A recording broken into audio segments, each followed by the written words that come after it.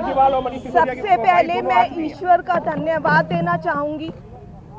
इस दुनिया में चाहे कोई कितना भी शक्तिवान हो जाए, लेकिन ईश्वर की शक्ति के ऊपर नहीं हो सकता।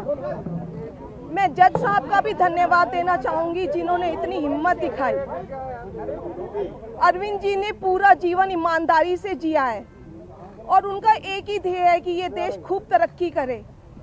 लेकिन इन लोगों ने अपने सत्ता के लालच में पिछले इतने सालों से हमारे ऊपर झूठी एलिगेशंस लगाई, हमारे को तड़पाया, हमारे को, अरविंद जी को, उनके साथियों को जेल में भेजा, बहुत कष्ट दिया।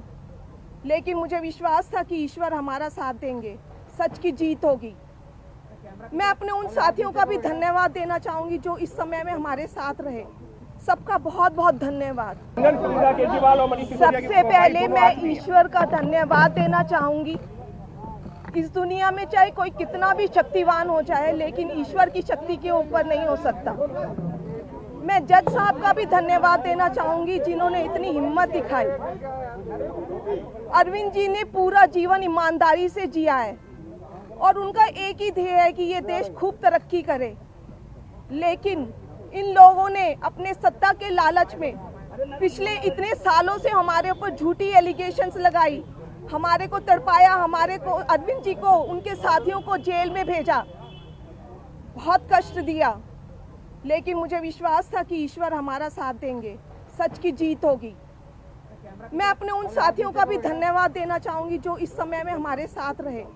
सबका बहुत बहुत धन्यवाद। सबसे पहले मैं ईश्वर का धन्यवाद देना चाहूंगी।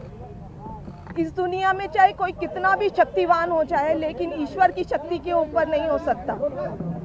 मैं जज साहब का भी धन्यवाद देना चाहूंगी, जिन्होंने इतनी हिम्मत दिखाई।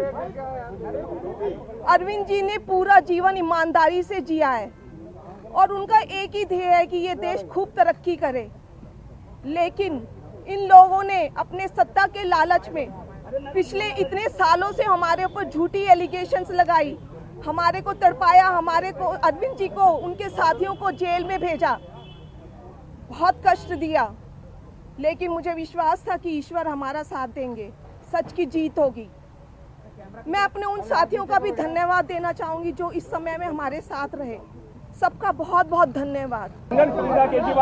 सबसे पहले मैं ईश्वर का धन्यवाद देना चाहूंगी। इस दुनिया में चाहे कोई कितना भी शक्तिवान हो जाए, लेकिन ईश्वर की शक्ति के ऊपर नहीं हो सकता। मैं जज साहब का भी धन्यवाद देना चाहूंगी, जिन्होंने इतनी हिम्मत दिखाई।